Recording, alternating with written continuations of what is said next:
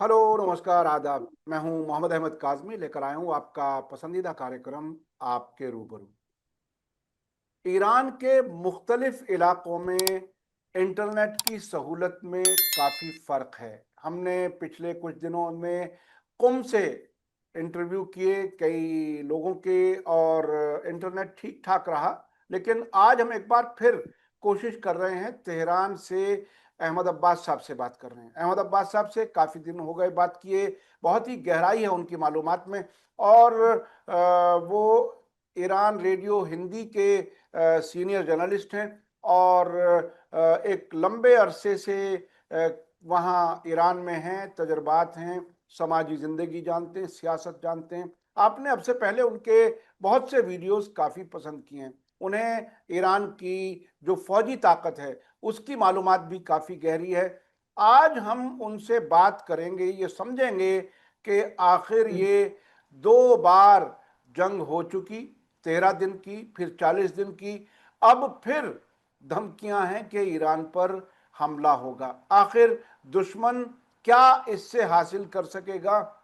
क्या ईरान एक बार फिर एक मौके की तलाश में है कि अगर हमला हो तो इस बार बिल्कुल आर पार के हमले कर दिए जाएं? और ये भी हम समझने की कोशिश करेंगे कि नए supreme leader ayatollah Mushtaba Khamenei के आने के बाद क्या कोई नई तब्दीली आई है?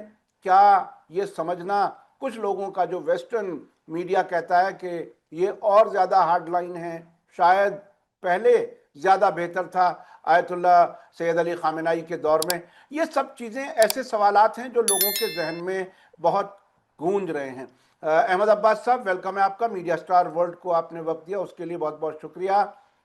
एक बार बहुत फिर शुक्रिया आपका इनवाइट एक करने के बार फिर जंग की धमकी है। एक बार फिर लिए। आज जब हमारी आपकी बात हो रही है तो ईरान के खिलाफ फिर से हमले शुरू करने की बात हो रही है।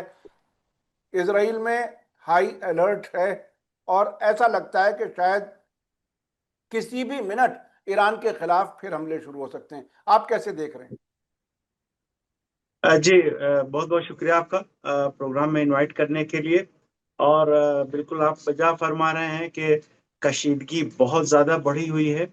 और जंग कभी भी हो सकती है, इसका अंदेशा उस वक्त से ही कायम है जब जंग बंदी का ऐलान हुआ था, जब सीज फायर हुआ था उसके बाद से ही। इस वक्त असल में सूरत हाल ये हो गई है कि स्ट्रेट ऑफ हॉर्मुज ईरान के पास बहुत बड़ा लिवरेज है। और इसको ईरान के हाथ से निकालने के लिए अमेरिका भी पूरी ताकत से लगा हुआ है। और इसमें हमें इमारात का रोल भी बहुत खास नजर आ रहा है। इसराइल तो खैर है, इसराइल और अमेरिका तो एक साथ है, लेकिन हमें इमारात का रोल बहुत खास नजर आ रहा है। मैं आपको एक चीज बताता हूँ। ये स्ट्रेट ऑफ हॉर्मुज जो है, ईरान ने उसको जहां पर रोका हुआ है, यूएई का एक पोर्ट है जो स्ट्रेट ऑफ हुर्मुज के बाहर है, दूसरी तरफ है, ओमान सी की तरफ है, बुहैरा ओमान की तरफ है, यानी स्ट्रेट ऑफ हुर्मुज को बाईपास करता है। जंग के दौरान में ही यूएई ने बहुत ज्यादा कोशिश की कि स्ट्रेट ऑफ हुर्मुज का जो मौजू है उसे इस तरह से वो नाकाम बना दे, यानी उस पोर्ट को एक्टिवेट किया उसने और बड़े पैमाने पर, कि फिर स्ट्रेट ऑफ हुर्मुज तक आने की जरूरत ही ना पड़े, वहीं पर शिप्स आए और वहीं से चले जाएं। जंग के दौरान ईरान ने किसी हद तक इसको नजरअंदाज किया, लेकिन अभी हमने देखा कि अब वो एक बार फिर कोशिश कर रहा है यूएई कि स्ट्रेट ऑफ हुर्मुज का जो मसला है उसको अलग तरह से हल करे। अमेरिका तो इसको खुलवाने की कोशिश कर रहा है, खुलवाने की कोशिश इस तरह से कर रहा है कि उसने अपने यहाँ पर मरीज की तादाद बढ़ा दी, और ऐलान कर दिया कि जो सेंटकॉम है वो स्कोर्ट करेगा, उसकी तरफ से मदद दी जाएगी और मर्चेंट शिप्स वहां से गुजर के जाएंगे। वो दूसरी तरफ तारीफ भी कर दे। डोनाल्ड ट्रंप की जो पोस्ट है वो आप जानते हैं कि एक तरफ कहा कि वहां बहुत सारे शिप्स फंसी हुई हैं इतने दिनों से, अब उस पे जो क्रू मेंबर्स हैं उनके पास इस्तेमाल की चीजों की कमी पड़ गई है। तो ये एक ह्यूमैनिटेरियन मामला है, एक तरफ इस तरह की बात कर की। और ये भी कहा कि और इस मामले में अब जो ये हल हो रहा है, इसमें मिडिल ईस्ट के मुल्कों का और खास तौर पे ईरान का बड़ा अहम रोल है। एक तरह से इस तरह की तारीफ वारीफ करके, जैसे कि वो ईरान को भी अच्छा लगे और ईरान इसी बातों में आ जाए। और दूसरी तरफ ताकत का मुजाहरा करके कि हमने इतने फौजी हैं और इतना वॉरशिप है और इस तरह। फिर सेंटकॉम का भी बयान आ गया। उन्होंने क्या कोशिश की, उन्होंने स्ट्रेट ऑफ हॉर्मुज से कुछ शिप्स गुजारने की कोशिश की और कुछ शिप्स को उन्होंने मैसेज दिया। ईरान की तरफ से बड़ा सख्त रिएक्शन उस पर आया कि कोई भी शिप अगर इधर गुजरने की कोशिश करता है तो वो अपनी उसका जिम्मेदार खुद होगा, अगर उस पर अटैक होता है तो इसका जिम्मेदार वो खुद होगा। तो ये एक मामला हुआ। ईरान ने इसके साथ ही साथ एक अटैक भी किया अमेरिका की वॉरशिप पर। वो स्ट्रेट ऑफ हॉर्मुज के करीब आ रहा था, बाहर था, करीब आ रहा था, ओमान सी से स्ट्रेट ऑफ हॉर्मुज की तरफ आ रहा था। पहले उसको वार्निंग दी, नहीं रुका तो ऐसा फायर किया कि ड्रोन और मिसाइल, क्रूज मिसाइल मारे कि जो बिल्कुल, वीडियो भी आ गई है, देखी होगी आपने, जो वॉरशिप के बिल्कुल पास जाके वो पानी में लगा। और ये मकसद यही था कि आप चले जाइए वरना अगले लम्हा फिर वो आपके ऊपर ये मिसाइल फायर किया जाएगा। तो ईरान ने ये मैसेज एक तो ये दिया, यानी ये फायर किए। दूसरा अटैक यूएई की फुजैरा पोर्ट पर हुआ और फुजैरा पोर्ट पर इस अटैक की वजह से फिर वहां आग लग गई। एक इसके साथ तो ये ईरान ने ये फौजी कार्रवाई की। उसके बाद ईरान ने एक नक्शा जारी किया कि स्ट्रेट ऑफ हॉर्मुज का दायरा कहां तक है। तो जो नक्शा जारी किया, तो वो जो एक पॉइंट है जहां पर 21 माइल नॉटिकल माइल जो चौड़ाई है, वो उसने उसको क्रॉस करके, वो उसकी चौड़ाई इतनी बढ़ाई नक्शे की कि उसमें फुजैरा पोर्ट भी उसके अंदर आई। कहा कि यहां तक है जिसको हमने रोका हुआ है। फुजैरा पोर्ट में अंदर आ गई और स्टेट ऑफ हॉर्मुज के अंदर, यानी पर्शियन गल्फ के अंदर का एक हिस्सा लेके दो लकीरें बना के कि ये इतना हिस्सा, इसको हम कंट्रोल कर रहे हैं। वॉरशिप्स यहाँ पर, अब कोई भी शिप्स, मर्चेंट शिप्स या दूसरे जो भी हैं, वो यहाँ पर नकलो हरकत ना करे। तो दो बोल्ड स्टेप ईरान ने लिए, बिल्कुल। एक तो नक्शा जारी किया, दूसरे अटैक किया। अटैक करने का मतलब कि इस पे किसी तरह की कोई नरमी ईरान बरतने को तैयार नहीं है। ये काजमी साहब, दरअसल ईरान के पास बहुत बड़ा लेवरेज इसके पास है और ईरान ने इसकी मंसूबाबंदी दरअसल 12 रोजा जंग के फौरन बाद से ही करनी थी कि हमको अगर दोबारा अटैक होता है तो स्ट्रेट ऑफ हॉर्मुज को हम बंद करेंगे। बंद करेंगे तो ईरान का तेल कैसे जाएगा, इसका इसकी तैयारी ईरान ने इस तरह से की थी कि एक बड़ी मिकदार में तेल पानी पर है, यानी निकाला जा चुका है, टैंकर्स में है, टैंकर्स अपने मकसद पे पहुंच चुके हैं, वहां पर मौजूद है। जिनके भी जरूरत नहीं थी, यानी अभी रिफाइनरीज को इतनी जरूरत नहीं थी, लेकिन ईरान ने पहले ही निकाल लिया। तो ईरान का कहते ये हैं, कुछ रिपोर्ट हैं कि ये तैयारी कम कम से कम 6 महीना की है। यानी 6 महीने तक अगर ईरान यहाँ से, यानी खार्क से और पर्शियन गल्फ से कोई भी तेल एक्सपोर्ट नहीं करे तो भी ईरान का रेवेन्यू कम नहीं होगा। दूसरी चीज ये हुई कि जो तेल उस वक्त था, पहले वो 60-65 डॉलर का ईरान, मतलब रेट था। ईरान उसको $48 में बेचता था, कंसेशन दे के बेचता था, चूंकि ईरान पर सैंक्शन थे, चाइना उसके बाद भी खरीदता था। तो 48। अब ईरान वो तेल $100 से ज्यादा की कीमत पे बेच रहा है पर बैरल। तो ईरान के पास रेवेन्यू की मुश्किल नहीं है और तैयारी लंबी है। इसीलिए ईरान किसी भी तरह, अमेरिका ने ब्लॉकेड भी लगा रखा है तो भी उस पर कोई समझौता करने को तैयार नहीं, कोई नरमी दिखाने को तैयार नजर नहीं आता। तो ये दो बहुत ही अहम चीजें। और फुजैरा पर जो हमला हुआ, जो इसके बारे में कहा जा रहा है कि ईरान ने मिसाइल मारे और रॉकेट्स मारे, क्या क्या, और उसके बाद वो ज्यादा एक्टिव हो गए और एक तरह से जंग की धमकी अब बढ़ती जा रही है। तो ये फुजैरा, जैसा कि आपने बताया कि उस नक्शे के अंदर है जो ईरान ने जारी किया है, यानी फुजैरा को इस्तेमाल करने का हक अब यूएई के हाथ में नहीं है, ये समझा जाए। एग्जैक्टली exactly, फुजैरा को इस्तेमाल कर सकते, लेकिन फुजैरा से कोई भी शिप अगर वहां से बाहर निकलना चाहेगा, ईरान उसको बाहर नहीं निकलने देगा। ये ईरान का साफ साफ उसमें पैगाम है, वार्निंग है। तो हम्म ये इस तरह से एक इसका आप देखिए फौरन असर भी हुआ कि फौरी तौर पर तेल की कीमतें बढ़ने लगी सारी दुनिया में। तेल की कीमतें बढ़ने लगी और तेल की कीमतों का कंट्रोल इस वक्त ईरान के हाथ में है, और उसी वजह से डोनाल्ड ट्रंप और उनके और साथी काफी हद तक परेशान हैं।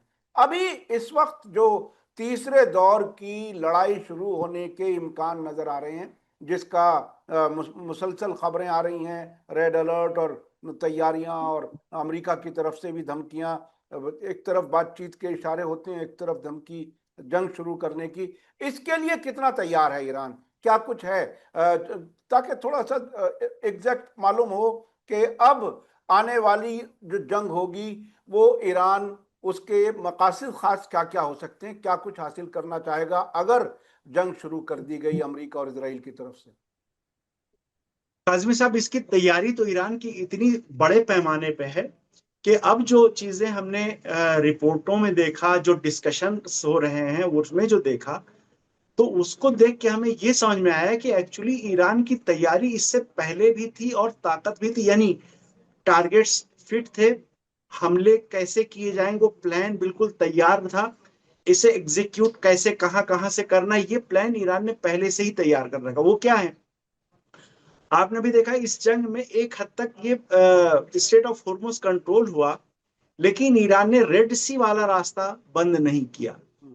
यानी कुछ तेल इधर इस रास्ते से 20 मिलियन बैरल रोजाना निकलता है, ईरान ने ये रास्ता रोका। तो दूसरी तरफ से यानी सऊदी अरब का जो मशरकी बॉर्डर है, यहाँ से तेल पाइपलाइन से उसके मगरबी बॉर्डर पे यम्बो जो उनका पोर्ट है वहां तक पहुंचता है पाइपलाइन के जरिए, और वहां से वो रेड सी से होकर यूरोप और दूसरी जगहों पर जाता रहा। ईरान ने उसको बंद नहीं किया।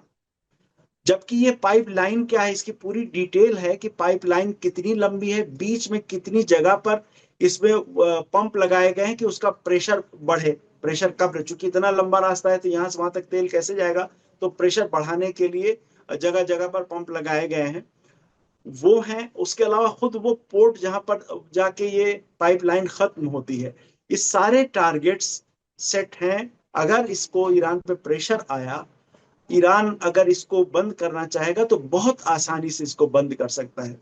वो फिर कोई नहीं तहमुल, पूरी दुनिया इसको फिर बर्दाश्त नहीं कर पाएगी। वो जो 7 मिलियन बैरल अभी जा रहा है वो भी बंद हो जाएगा। बाबुल बंदब को ईरान ने बंद नहीं किया।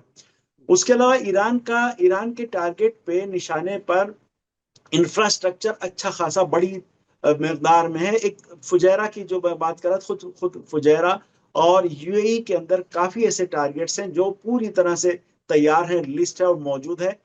आईआरजीसी के कमांड एंड कंट्रोल रूम में इसकी पूरी डिटेल है, और बाकी जो यूनिट्स हैं उनको पूरी तरह से इसके बारे में बता दिया गया है कि अगर जंग होती है और मान लीजिए आपका राबता कमांड एंड कंट्रोल से नहीं रहता है, तो अलग अलग जगहों पर जो अलग अलग यूनिट्स हैं उनको कैसे परफॉर्म करना है, किस हिस्से पे किस तरह से उन्हें काम करना है, तो ये तैयार है।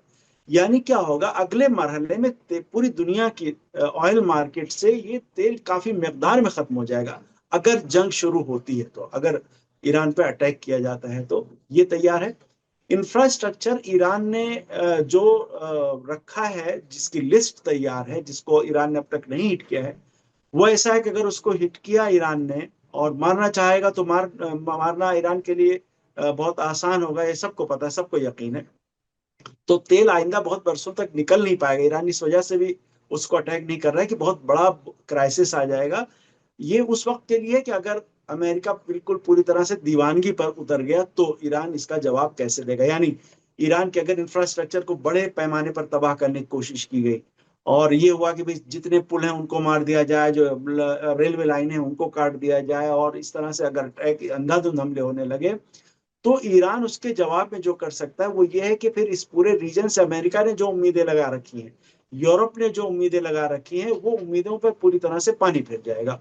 वो कोई नहीं बर्दाश्त कर पाएगा, दुनिया भी नहीं बर्दाश्त कर पाएगी। अमेरिका, यूरोप, वहां तक असर पहुंचेगा अगर हमले हुए ईरान के इंफ्रास्ट्रक्चर पर। जवाबी हमले बहुत ज्यादा खतरनाक होंगे। अच्छा, इस सूरत में इसके अलावा इसराइल के टारगेट्स का थोड़ा सा कुछ और बताइए। इसराइल, क्योंकि मुझे लगता है कि ईरान के टारगेट में तो इसराइल के को ज्यादा तरजीह दिया जाना चाहिए। इसराइल के सिलसिले में क्या कुछ है अभी तैयारी? इसराइल के जो टारगेट्स हैं ईरान के पास पहले से मौजूद हैं, और उनमें यह है कि उनके पास बिजली के जो प्लांट्स हैं वो 5 उनके काफी बड़े हैं। वो ईरान ने उसकी लिस्ट बना रखी है कि अगर ईरान के इंफ्रास्ट्रक्चर को निशाना बनाया गया तो इसराइल के अंदर फिर बिजली रहेगी नहीं। ईरान को और ज्यादा नुकसान पहुंचाने की कोशिश की गई। तो ये पता है कि इसराइल में 70% पानी जो है वो डिसोलिनेशन प्लांट से सप्लाई होता है। तो ईरान के पास उसकी लिस्ट मौजूद है, कैसे उसे निशाना बनाना है, उसका ऑपरेशन तैयार है। ये कह रहे हैं, ये बहुत ही बदतरीन हालात के लिए ईरान ने इनको करके रखा है। ईरान की भी पॉलिसी ये नहीं है कि पानी की सप्लाई जो है वो किसी जगह की कट जाए जहां पर लोग रह रहे हो, लेकिन ये वो आखिरी सूरत हाल के लिए है कि जब वो डोनाल्ड ट्रंप जैसे बंदा अमेरिका में है या नेतन्याहू जैसा बंदा इसराइल में है, तो अगर हालात उस पॉइंट पे जाते हैं, उतने खराब होते हैं, तो उसको कैसे, यानी बहुत आसानी से इसराइल भी इस तरह के हालात में पहुंच जाएगा कि वहां रहना मुश्किल हो जाएगा, रह नहीं पाएंगे लोग। दूसरी चीज ये है काजमी साहब, आप जानते हैं कि ईरान में यहाँ भी बाहर का मौसम चल रहा है। मान के चलिए, एक एक तजिया निगार ये बात भी पॉइंट उठा रहे थे, बहुत अहम पॉइंट था कि बाहर का मौसम है, यानी यहाँ पर अगर हीटर भी जरूरत नहीं है इस वक्त और कूलर की भी जरूरत नहीं है। खुद जो मौसम है, टेम्परेचर ऐसा है कि आप आराम से रह सकते हैं। लेकिन अगर जंग हुई और ईरान ने हमला कर दिया, तो ये इस रीजन में कोई भी अमेरिकन टिक नहीं पाएगा, कोई भी इसराइलीज इसराइल में टिक नहीं पाएंगे अगर बात वहां तक पहुंचती है। उम्मीद ये करते हैं कि वहां तक ना पहुंचे, कि बिजली प्लांट्स जो है उनको खत्म कर दिया जाए या इस तरह की अगर बात हो जाएगी, तो रह नहीं पाएंगे, वो रहने लायक कुछ जगह नहीं रहेगी। आज का टेम्परेचर ही ऐसा होता है कि वो वही जैसे होता था ना कि वो हिटलर को सोवियत यूनियन के जनरल्स ने हराया, उसके साथ दो बड़े जनरल्स का बड़ा हाथ था उसमें, जनरल दिसंबर और जनरल जनवरी। तो यहाँ पर भी जो है वो जनरल मई और जनरल जून जो है वो अमेरिका और इसराइल को शिकस्त दे देंगे, ये दो दूसरे जनरल नजर हाँ, आएंगे। यानी मौसम मौसम उनके अगेंस्ट है, मौसम उनके अगेंस्ट है, उसका वो सामना नहीं कर एग्जैक्ट। पाएंगे। अच्छा अच्छा, एक और, चूंकि आपसे कई हफ्तों के बाद बात हो पा रही है, अब मैं ये भी समझना चाहूंगा कि ईरान के पास वो कौन से सरप्राइजिंग हथियार हैं जिनके बारे में स्पीकर मोहम्मद बाकर कालिबाफ ने जिक्र किया, आईआरजीसी के कुछ जिम्मेदारों ने जिक्र किया कि इस बार कुछ बड़े सरप्राइजेस सामने आएंगे, बहुत खतरनाक हथियार सामने आएंगे। अच्छा, जब बहुत खतरनाक हथियार कहा जाता है तो दुनिया के माहिरीन के और आम लोगों के तस्वुर में परमाणु बम ही आता है। कौन से वो खतरनाक हथियार हैं जो अभी जाहिर नहीं हुए हैं, बताए नहीं गए हैं, लेकिन आ सकते हैं इस आने वाले जंग में? क्या हो सकता है? काजमी साहब, यहाँ पर मैंने जो अब ये एनालिसिस है, असेसमेंट है, यानी न्यूज नहीं है, हम्म।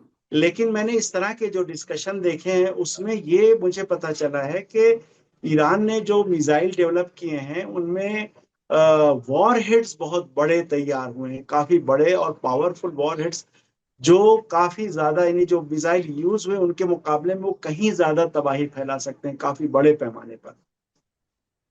एक चीज तो ये है।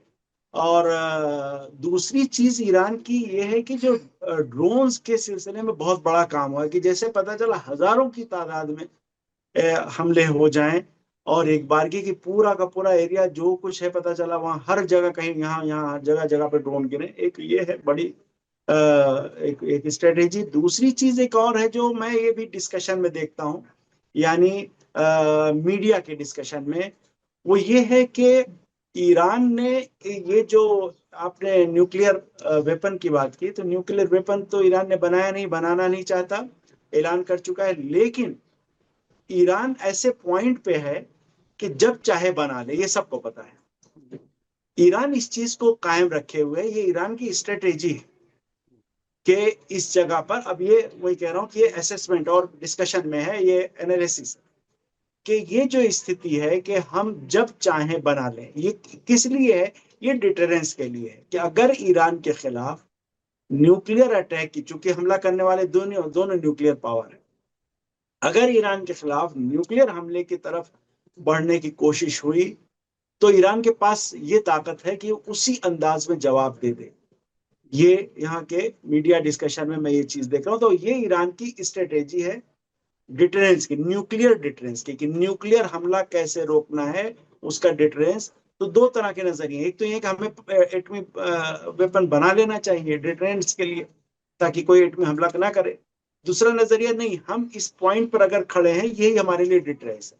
हम्म कोई हमला करने की, जो भी हमला करना चाहेगा उसको पता है कि हमने हमला किया, अगले 2 दिन के बाद हमारे ऊपर न्यूक्लियर अटैक हो जाएगा। यानी वो तो ये है तैयारी। जहाँ पे ताज्जुब हो सकता है। जी जी। जी। और अब से पहले जो ईरान के साइंसदान हैं बहुत पहले से इस बात को कहते रहे हैं, खुद आयतुल्लाह सैयद अली खामेनाई शहीद के ज़माने में भी, कि जब भी हुक्म होगा हम एटम बम बनाने के लिए तैयार हैं। वहाँ के साइंसदान इस बात को कह चुके हैं। आपने भी बताया कि जब भी ज़रूरत होगी तो शायद 2 दिन के अंदर अंदर। अब से पहले वो चर्चा हुई थी कि 24 घंटे, 48 घंटे में, और इस हद तक भी कि 24 घंटे में भी बना सकते हैं। इस किस्म की बातें भी ईरान के कुछ जिम्मेदार कह चुके हैं। अच्छा, मैं अब थोड़ा सा और ये जो अरब मुल्कों में जो अजीब बेचैनी है, जो हुकूमतें हैं, न मालूम वो सही से फैसला नहीं ले पा रही, उन्हें ये पता नहीं चल पा रहा है कि वो जाएं तो जाएं कहाँ।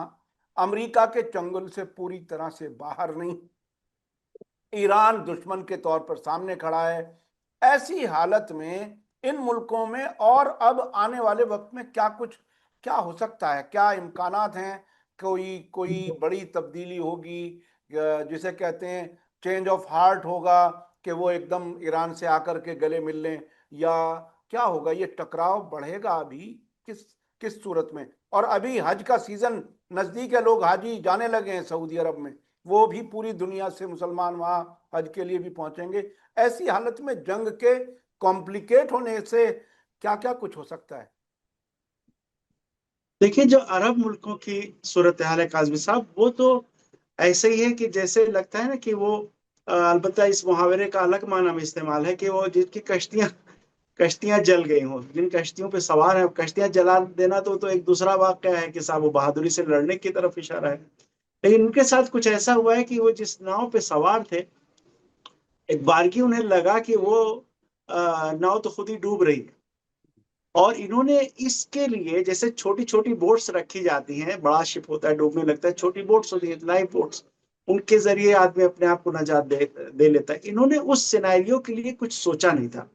अरब मुल्कों की सूरत हाल थी कि वो ये दिखा के कि हम ईरान से करीब हो जाएंगे, अमेरिका से अपना कंसेशन लेते थे या अपनी डिमांड मनवा लेते थे, और भी बहुत कुछ उनके ताल्लुकात पुराने थे। लेकिन उन्होंने अमेरिका से ताल्लुकात का जो ये सिनेरियो है जो चला आ रहा है, इससे अलग हट के उन्होंने कुछ सोचा ही नहीं। उन्होंने ये नहीं देखा कि काफी तेजी से तब्दीली आ रही है, अमेरिका की सूरत हाल भी बदल रही है, दुनिया के हालात बदल रहे हैं।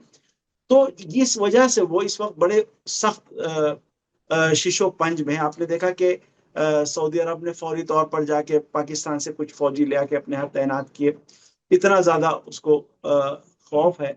बाकी जो ममालिक हैं, उन्होंने कभी इस नहज पे ये इनकी गलती थी, दूरंदेशी करना होना था कि उन्होंने इस नहज पे सोचे नहीं कि हमें अपने तौर पर कुछ करने की जरूरत है।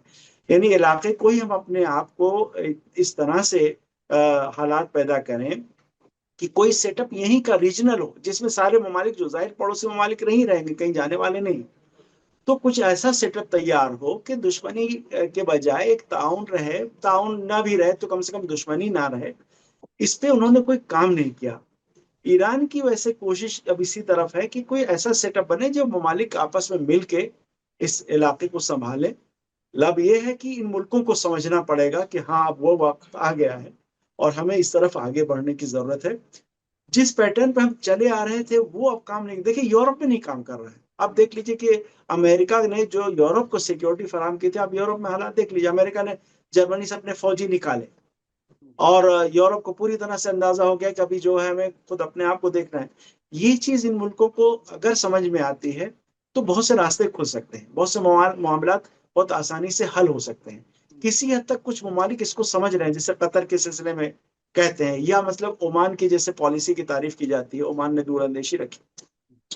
ये चीजें अगर बाकी ममालिक, खासतौर पर सऊदी अरब, यूएई अगर इस बात को समझते हैं, बहरीन तो सऊदी अरब के साथ ही रहता है मान लीजिए, अगर इस बात को समझते हैं तो एक नया सेटअप, नया सिनेरियो, इस रीजन का नक्शा नया अंदाज से तश्कील पा सकता है। ये इनके फेवर में रहेगा, सबके फेवर में रहेगा। अमेरिका के फेवर में बस नहीं रहेगा। वो तो ईरान ने अभी जो मैसेज था सुप्रीम लीडर का, उसमें उन्होंने यही कहा कि ये जो स्ट्रेट ऑफ हॉर्मुज है, और ये जो पर्शियन गल्फ का इलाका है, ये पूरे रीजन के लिए खुशहाली का जरिया और सबब बन सकता है। हाँ, इसमें जो साम्राज्यी ताकत है उनके लिए कोई जगह नहीं है। अगर उनके लिए जगह है तो तह में, समंदर के पानी की तह में उनके लिए जगह है कि जहां वो गर्क होके पहुंचेंगे। जी तो बिल्कुल। इसके लिए इन मुल्कों बिल्कुल में भी अगर सोच बनती है तो बहुत एक बेहतर डेवलपमेंट होगा। अच्छा, इस नए सिनेरियो में, ऐसे वक्त में जबकि हॉर्मुज पर ईरान का कंट्रोल है और अब वो कंट्रोल ईरान के हाथ से जाने वाला नहीं लगता, दूसरी तरफ अमेरिका के फौजी अड्डे तकरीबन तबाह हो चुके हैं इस इलाके में, तो अब तो सीधा सीधा सिर्फ एक ही ऑप्शन रह गया, एक ही रास्ता बाकी रह गया अरब मुल्कों के लिए कि अमेरिका गुड बाय और ईरान के साथ गले मिलकर के रहें और उसी के साथ साथ खुशहाली की तलाश करें और उसी में जिएं, उसी में मरें। तकरीबन उस जैसे हालात पैदा कर दिए ईरान ने। तो अब ये अरब मुल्कों को ईरान किस तरह से, यानी किस किस्म की रियायत दे सकता है, किस किस्म के दोस्ती के लिए कदम बढ़ा सकता है, ईरान क्या क्या दे सकता है इन अरब मुल्कों को अगर इन ईरान से वो दोस्ती करें, क्या आसानियां होंगी इनकी तरक्की में। क्योंकि अब से पहले ईरान के जिम्मेदारान कई बार इस बात को कह चुके हैं मुख्तलिफ मुल्कों से कि हमने जो कुछ इस्लामी इनकलाब के बाद सीखा है, हम तमाम तजर्बात उन आज़ाद होने वाले मुल्कों को हम देने के लिए तैयार हैं जिससे कि वो तरक्की करें। क्या कुछ उस तरफ ये जाएगा पूरा खित्ता, क्या क्या सूरत हाल बनेगी अगर हम उस अंदाज में सोचें कि अमेरिका यहाँ से जा चुका और सिर्फ पड़ोस के मुल्कों के दरमियान ही मामलात होने हैं। जी काजिम साहब, अगर ये होता है, यानी एक कॉन्फिडेंस अगर बनता है, वो जो एक गलत फहमी है ईरान की, ईरानोफोबिया बहुत लंबे अरसे तक उसका प्रोपेगेंडा किया अमेरिका ने। एक डोनाल्ड ट्रंप का आपको बयान भी याद होगा कि अगर अमेरिका वहां से हट जाए तो यहाँ पर फारसी बोली जाएगी। खैर, वो उनके इस तरह के जुमलों का, वो वहाँ इंग्लैंड, वो ब्रिटेन के बारे में कह रहे थे कि वहाँ जर्मन बोली जा रही होती अगर अमेरिका नहीं होता। उसका जवाब किंग चार्ल्स ने उनको दिया कि अगर ब्रिटेन नहीं होता तो अमेरिका में फ्रेंच बोली जा रही होती। खैर, लेकिन अगर ये जो कॉन्फिडेंस है, अगर ये कायम हो जाए, बन जाए, तो हालात बहुत अच्छे हो सकते हैं। ईरान और इराक के ताल्लुकात अगर आप देखिए इस वक्त, तो ये सिर्फ दो मुल्कों के ताल्लुकात नहीं है, ये बहुत तेजी के साथ अवाम एक दूसरे के करीब आ जाते हैं। जैसे ही ये सियासी और इस तरह की रुकावटें दूर होती हैं, वो अवाम में रिश्ता बड़ा गहरा कायम होता है। और ये बिला वजह की रुकावटें हैं जो कायम हैं। ओमान के साथ ईरान के रिश्ते बहुत अच्छे हैं, तो एक अलग ही माहौल बनेगा। आप देखेंगे कि यूनिवर्सिटीज में, ईरान की यूनिवर्सिटीज में अरब पढ़ रहे हैं, अरबों की यूनिवर्सिटीज में ईरानियंस जा रहे हैं। ट्रेड इनके बीच में आसान, बहुत अच्छे से, बहुत स्मूथली हो रही है। तो वो काफी अच्छी सूरत हाल पैदा, यानी उस वो जो हालात बनेंगे, अगर ये मसाइल हल हो जाए तो इस पूरे रीजन के लिए अच्छा होगा। अरब मुल्कों के अलावा जैसे मान लीजिए यमन जैसे जो ममालिक हैं जिनको गरीब समझा जाता है, या सीरिया जैसे जो ममालिक हैं, उनके लिए भी हालात बहुत अच्छे हो सकते हैं। लेबनान की सूरत है, लेबनान में एक रस्साकशी इस तरह की रहती, सियासी रस्साकशी की, ये ईरान के करीब है, वो सऊदी अरब के करीब है। ये सारे मसाइल बहुत आसानी से हल हो सकते हैं।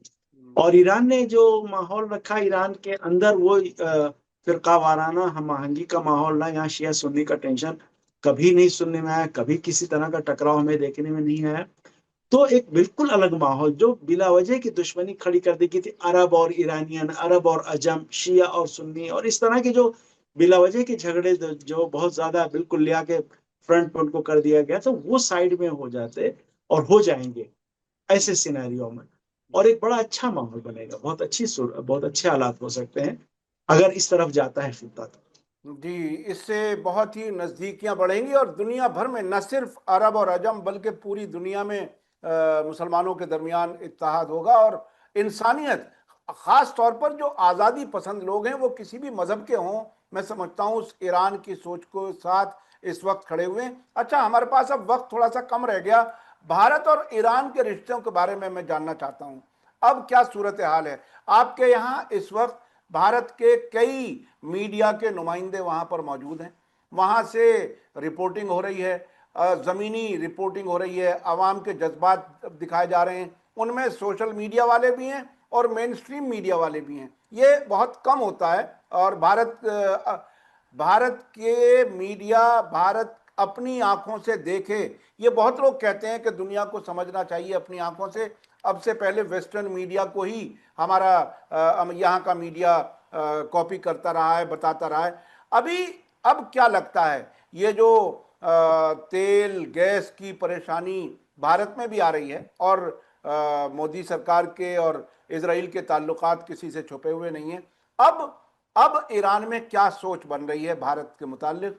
क्या कुछ लगता है क्या होने वाला है? कभी कभी कोई एक जहाज वहां से गुजर के आता है तो यहां अब बड़ी खबर बनती है, अखबारों में छपता है। अब से पहले कितने जहाज हर दिन आते थे, लेकिन अब एक एक जहाज आता है तो ऐसा लगता है जैसे किसी का गला घुटा हुआ है, वो जरा सांस आनी शुरू हो जाए। क्या लगता है? देखिए काजी साहब, हिंदुस्तान के सिलसिले में इस दौरान बड़ी मैंने देखा कि एक अलग तरह की सोच डेवलप हुई है।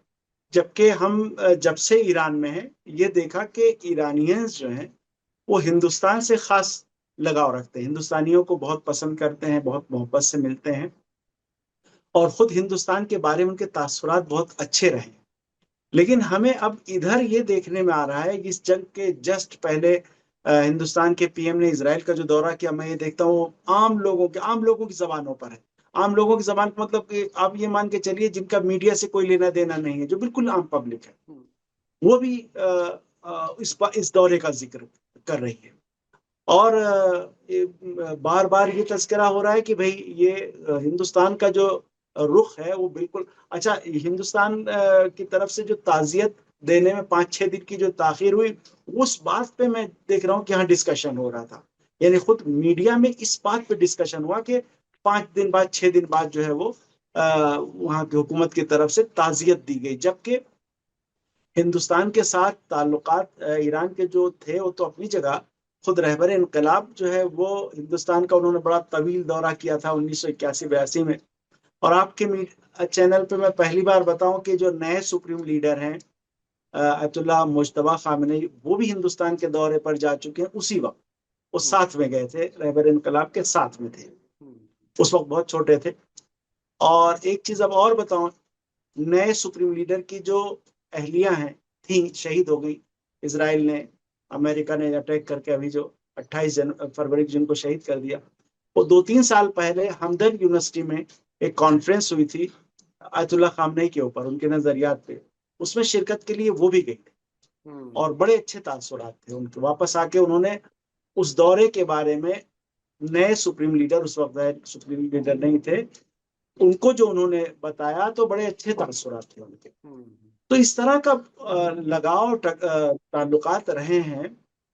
लेकिन जब रहबर की शहादत हुई और 5-6 दिन तक हुकूमत की तरफ, बेशक कांग्रेस पार्टी की तरफ से एक वफ्द गया, वो भी चीज यहाँ पर मार्क की गई, लेकिन हुकूमत की इस तरफ से जो ताखिर हुई, इस पर मैंने बाकायदा गुफ्तगू होते हुए सुनी यहाँ पर लोगों में, अच्छी बड़ी सतह पर डिस्कशन होते हुए।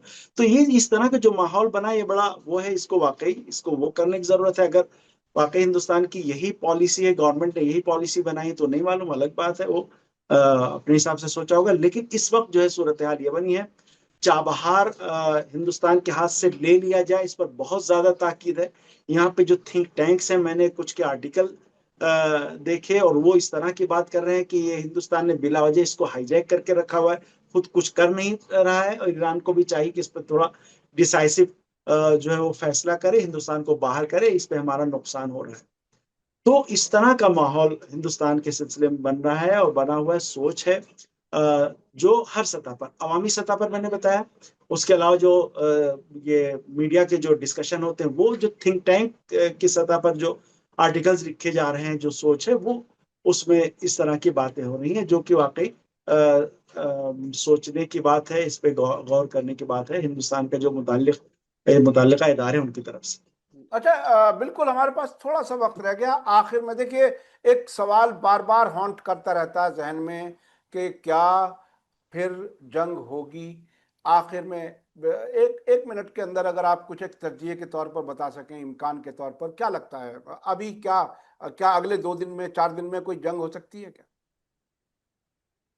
काजमी साहब, ईरान में तैयारी तो पूरी है, और चूंकि एक तरफ नेतन्याहू और डोनाल्ड ट्रंप है, तो कुछ भी ये नहीं कहा जा सकता। आप अमेरिकन जो है उनकी बात, जॉन मीरशाइमर की बात सुनिए, तो वो कहते हैं कि अमेरिका शिकस्त खा चुका है, ये एक्सेप्ट नहीं कर पा रहा है, हो चुकी है शिकस्त, कुछ भी बदलने वाला नहीं।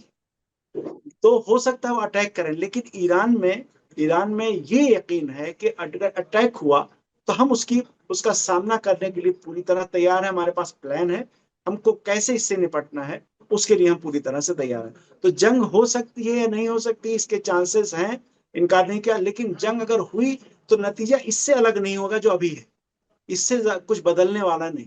सूरत हाल यही रहेगी, अमेरिका के पास फिर कोई कार्ड्स नहीं रहेंगे और हालात वही होंगे जिसका हमने इससे पहले जिक्र किया वीडियो में। जी, ईरान पूरी तरह से तैयार है और आने वाली अगर जंग होगी तो इसराइल और अमेरिका के लिए और बदतरीन किस्म के नताए जा सकते हैं। जैसी तैयारी है, ये बहुत ही अजीब सूरत हाल है कि 2 बार जंग हुई तब भी यही तज्जिया था कि अगर अकल से काम लिया तो जंग नहीं होगी, पागलपन हुआ तो जंग होगी। तकरीबन ऐसी ही सूरत हाल अब है। उस पागलपन से नुकसान अमेरिका और इजराइल का ही ज़्यादा होने वाला है। ईरान एक बड़ा मुल्क है और वो बहुत ही मजबूती से अब से पहले जवाब दे चुका है। बहुत बहुत शुक्रिया अहमद अब्बास साहब, आपने हमें वक्त दिया और आज खैरियत से बात भी ठीक से हो गई, इंटरनेट ने भी साथ दिया। बहुत बहुत शुक्रिया। आइंदा फिर हम आपसे बात करेंगे। मैं अपने दर्शकों से, नाजरीन से कहूँगा, आज का वीडियो आपको कैसा लगा कमेंट्स में ज़रूर लिखें और ज़्यादा से ज़्यादा लोगों तक शेयर करें। इसी के साथ मुझे दीजिए इजाज़त। धन्यवाद, शुक्रिया। जय भारत, जय हिंद। हमारे चैनल मीडिया स्टार वर्ल्ड को सब्सक्राइब कीजिए और बेल आइकॉन दबाइए ताकि हमारी हर नई वीडियो का नोटिफिकेशन आपको सीधे मिलता रहे। अगर आपको हमारी खबरें पसंद आती हैं तो उन्हें अपने व्हाट्सएप, इंस्टाग्राम, फेसबुक और ट्विटर अकाउंट्स पर शेयर करना ना भूलिए ताकि और लोग भी हकीकत से वाकिफ हो सकें।